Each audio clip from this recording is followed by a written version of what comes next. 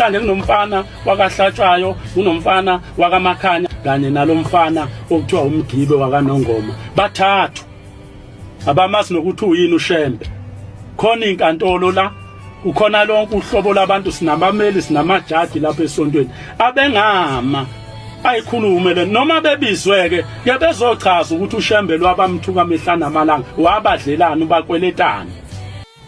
Ubaba uKhoza lo wamaNazaretha obebizwe lapha emsakazweni ukuba ayoshumayela izwi lenkosi, ayoshumayeza abantu abangakamazi uShembe, ayokwenza clarification ngentshumayelo ukuthi ungubani uShembe futhi kusho ukuthini ukukholwa nguShembe. Kunokuthi ubaba uKhoza enze lo msebenzi obubaluleke kangaka, uyajika ubaba uKhoza ufuna irrelevance ye-social media ngokuthi amenshine igama lo Makhanya. Njengoba singomakhanya ke thina siyazi ukuthi ama-opportunist ayathanda nje ukucinga noma to seek irrelevance using our brand or our name.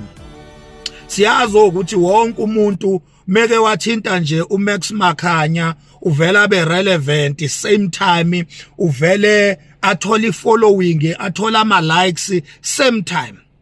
Siyazi ukuthi intshumayelo kaBaba uKhoza lapha emsakazweni ivunywe kakhulu, yanconywa kakhulu, yathola ama views kakhulu ngenxa yokuthi ibisimenshine igama lethu singoMakhanya. Siyambongela ke umshumayeli uKhoza ngalobuhlakani bakhe bokuthi athi mayebona ukuthi lento ayishumayelayo indavundavu ngeke abantu baze bayilandele, ngeke abantu baze bayiviewe, abese esebenzisa istrategy sokuthi amenshine entshumayelweni yakhe, amenshine igama lethu singoMakhanya. Awubheke nje manje ukuthi utrende kanjani leyo clip nje la emenshina khona igama lo Makhanya, awubuke nje ukuthi itrende kanjani le. Konke okunye akushumayele ngoShembe akuzwakalanga nokuthi utheni. Into ezwiwa abantu nje ile clip la emenshina khona uMax Makhanya.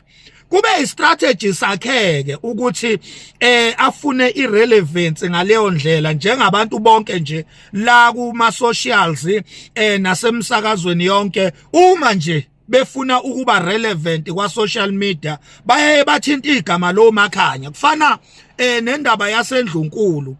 Abantu nje abaningi mabefuna ukunakeka lapha eNdlunkulu, mabefuna isilo sibanake, baye bathinta igama lami.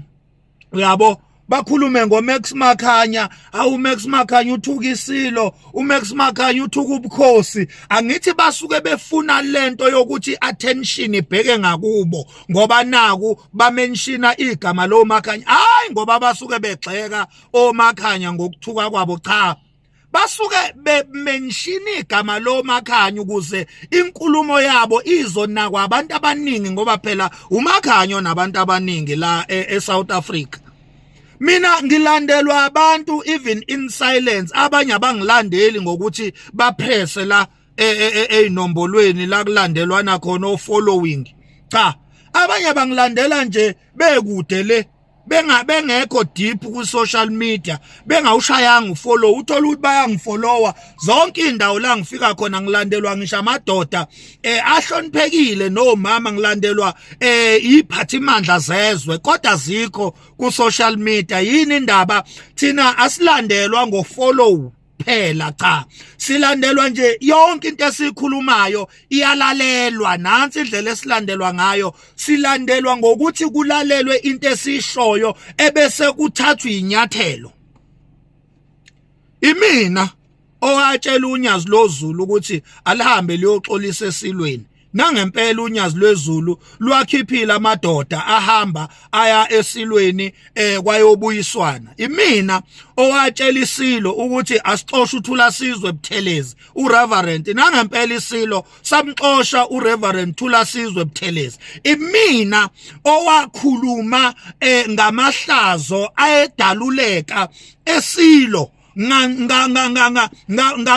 ngalokhuza nga-challenge ubukhosi bonke bukaZulu ngamahlazo ayedalulwa isilo sirodwa silandelwa ngamakhamera.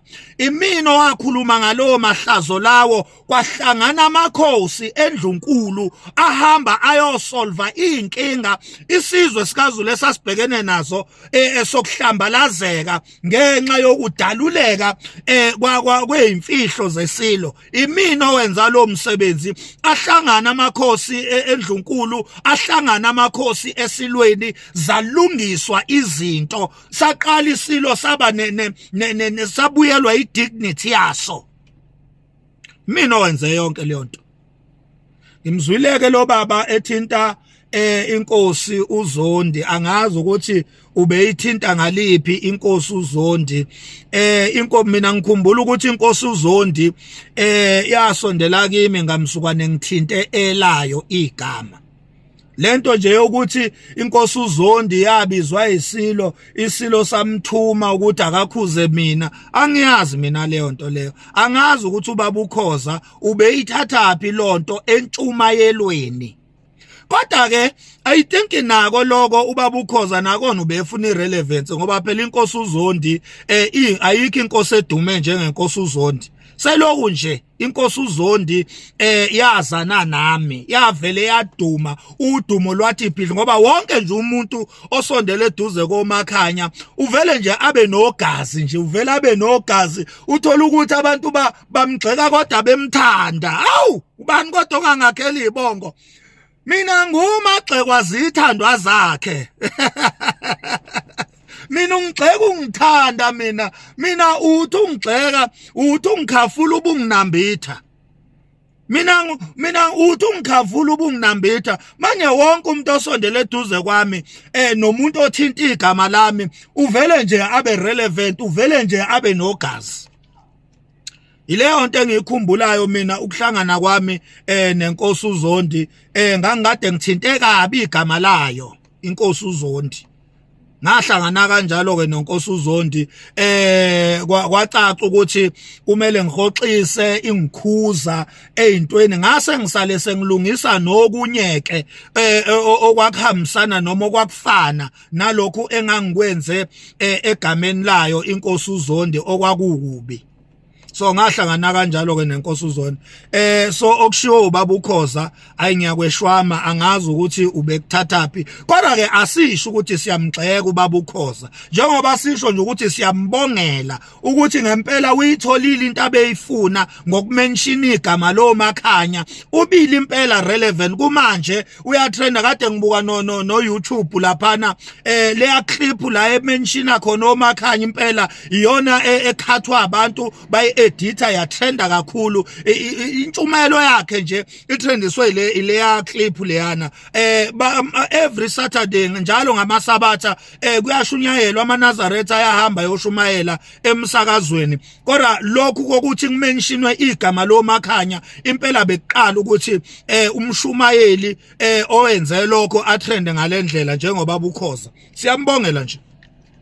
Unyazi kade ngaye ukulithuka ke baba uKhoza. Kade ngaye ukuthuka unyazi. Unyazi imina lo olincomayo manje, mina lo oli-embraceayo nakhona ngokulekelelwa inkosi uMelusi Zondi. Njoba ngisho nje ukuthi inkosi uMelusi Zondi selokhu yasondela eduze kwami nje, kwaba noshintsho olukhulu, ngathi nami ukuba professional, ngathi ukuqoqeka, ngathi noma ngiphume noma ngibuye ngiphume esandleni ngiputshuke, ngoba phela umuntu akavele alunge same time nje, kuyiprocess ukulunga komuntu. Noma ngibuye ngiputshuke kodwa uyaya ngikhalime, angikhalima ngibuyisele endleleni. Inkosi uMelusi Zondi yona ke ngilekelela kakhulu, nanoma sengakuyeka ukuthuka uShembe, ingenxa yenkosi uMelusi Zondi engilekelelayo, njoba wangizwa nje akhona ama-video, ama-latest videos ami la khona ngimncoma khona uShembe, ngize ngixoxe nomlando wakhe, umsebenzi omkhulu awenzela isizwe sikaMthaniya, isizwe sikaPhunga noMageba, isizwe sikaZulu. La ngize ngixoxe khona umlando wakhe uyisamari ke uhafa uphelele. Ngangithe part 1, angibange ngisaqhubeka ke ngoba ngike ngathi ukuba busy kancane ngezinye izinto. njoba ubona nje sijoyino lakho laphana sijoyino Mancinza ukuba si extend ukusebenza kwethu sisebenzele isizwe saqala nje ngendaba yokuyeka ukutalabha noma ukwethuka isilo sayeka futhi ukuthuka uShembe yonke lonto leyo senza ama public apologies angazi ukuthi ubabukhoza akayizwanga kanjani into enjengaleyo sibonga ithuba.